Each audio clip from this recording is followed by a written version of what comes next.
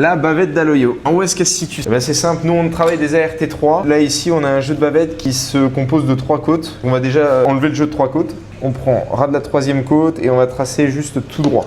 À savoir que quand on dit le jeu de bavette, ça veut dire qu'on en a 2. On a l'Aloyo, la bavette de flancher. Donc là on a la partie qui a bien séché forcément parce qu'elle a 4 semaines. Et on voit bien que de l'autre côté c'est intact, ça bouge pas. On va commencer par enlever ce qu'on appelle l'œillet avec la panoufle. Donc l'œillet c'est le petit possier qui est juste ici. Et la panoufle c'est la grosse partie de gras qu'on peut servir pour faire des roast beef, etc. en remplacement de la barre de porc. Il y a plusieurs possibilités, soit vous le gardez, là nous il a 4 semaines donc il n'y a plus grand chose à récupérer vu qu'il a bien séché. À donner au chien. Si c'est des viandes qui ont 2 à 3 semaines, donc là vous pouvez encore récupérer de la viande.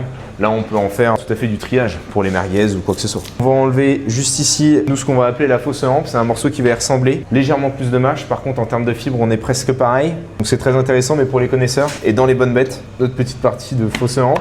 Et ensuite, il va nous rester donc nos 2 bavettes. La bavette de flancher qui est juste ici et la bavette d'Aloyo qui est juste là. C'est la plus noble, on va dire, des bavettes. C'est celle qui sera commercialisée le plus cher et qui va aussi être la plus tendre en termes de texture. La bavette de flancher, il faut savoir que c'est des fibres qui sont plus resserrées et légèrement moins juteuses. Ça, c'est la bavette de flancher. On ouvre juste le côté ici pour pouvoir tirer la petite plèvre qui est dessus.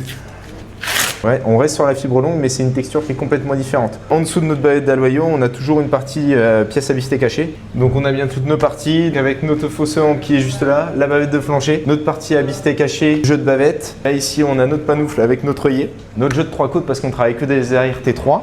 Ensuite, on a la reine des bavettes du coup, qui est la bavette d'Aloyo la plus demandée. La bavette de flancher, nous on la commercialise 28,90. La bavette d'Aloyo, on la commercialise 33,90. Donc il y a quand même 6 € d'écart entre les deux. Donc ça s'explique tout simplement par la demande et surtout par la noblesse du morceau. On fait un calcul équilibré. Toute notre carcasse est maturée 4 semaines, donc ça a une incidence aussi sur le poids final du morceau. Forcément, là on a énormément de dessiccation par rapport à quelqu'un qui a commercialisé au bout d'une semaine.